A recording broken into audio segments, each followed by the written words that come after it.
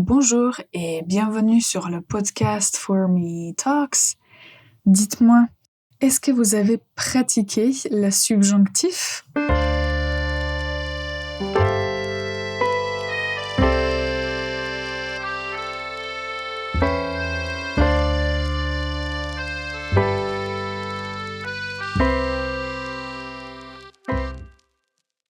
Bonjour et bienvenue pour ce nouvel épisode du podcast For Me Talks, le podcast pour les apprenants intermédiaires. Moi, je suis Ivana, je suis prof de français et je suis là pour vous aider à maîtriser la langue française.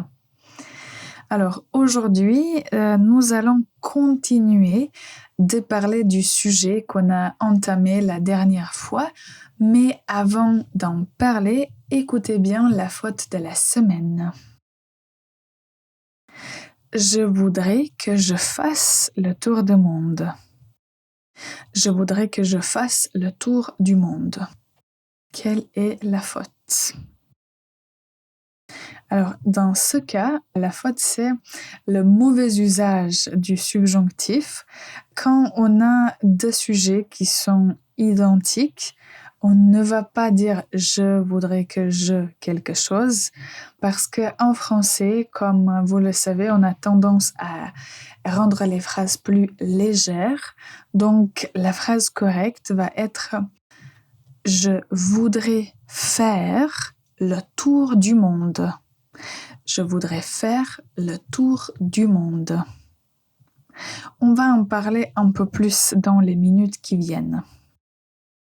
Alors, comme je vous l'ai dit, la dernière fois, on a commencé de parler du subjonctif.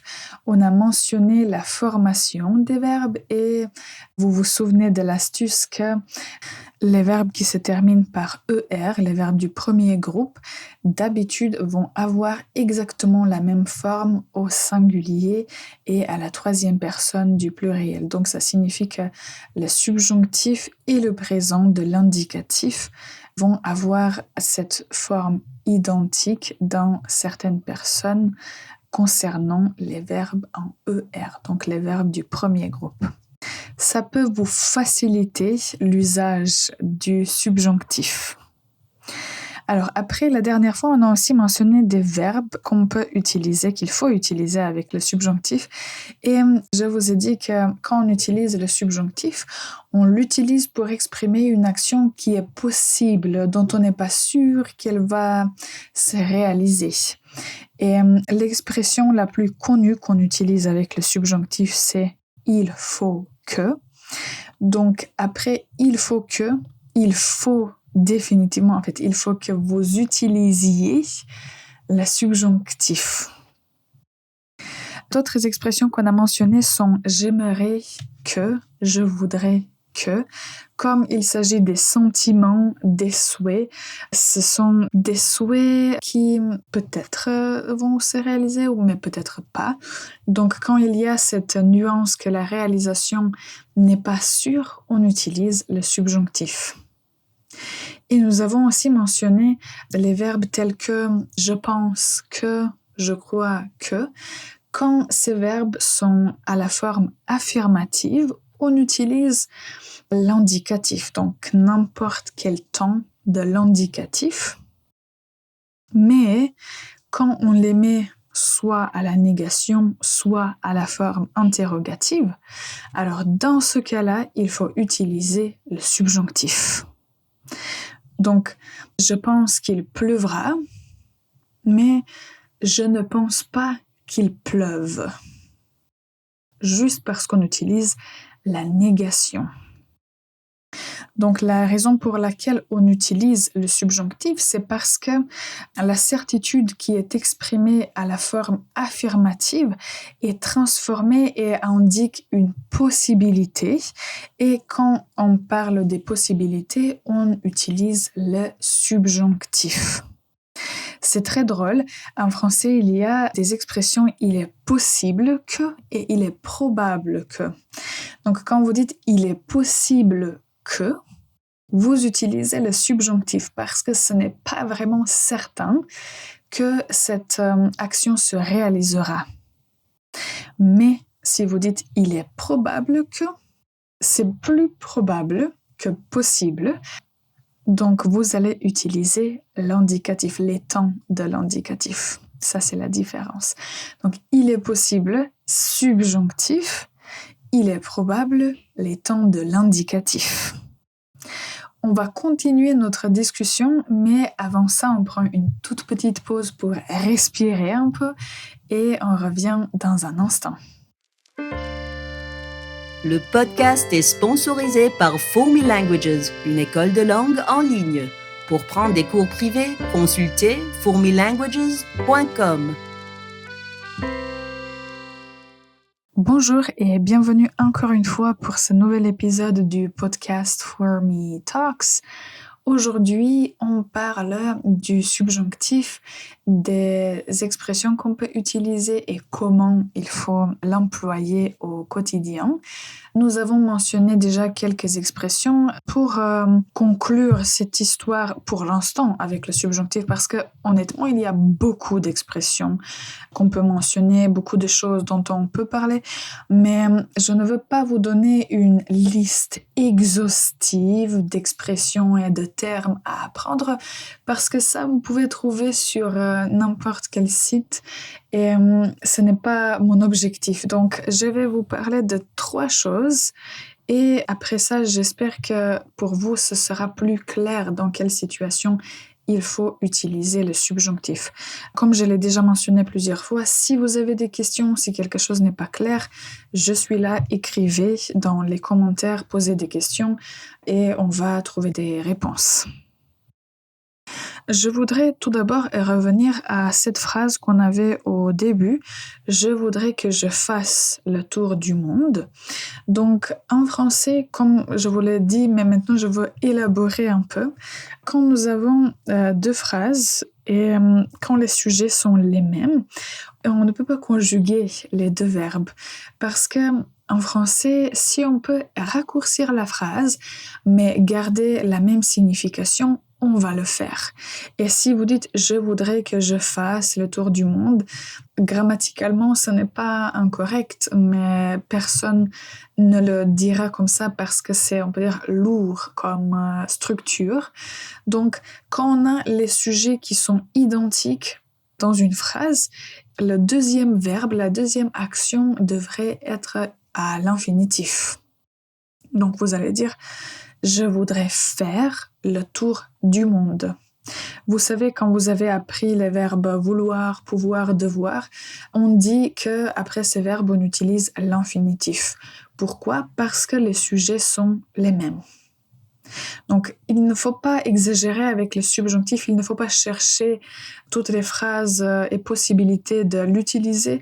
Il faut vraiment se concentrer sur la légèreté de votre expression. Je crois que ça, c'est la clé quand on parle en français. Donc, je voudrais faire le tour du monde. La deuxième chose que je voulais mentionner, c'est un type d'expression qu'on utilise avec le subjonctif. Quand vous voulez exprimer l'obligation ou la nécessité, il faut utiliser le subjonctif. L'expression qui rentre dans cette catégorie, c'est l'expression « il faut que », qu'on a mentionné déjà beaucoup de fois. Il faut que vous appreniez le subjonctif. Et l'autre expression qui se trouve dans la même catégorie, c'est « il est nécessaire que ». Ça, c'est aussi une expression qui existe en anglais, j'imagine dans d'autres langues aussi, et elle peut être très utile. Donc, il est nécessaire que tu dormes. Il est nécessaire que tu dormes. Dormir, c'est le subjonctif.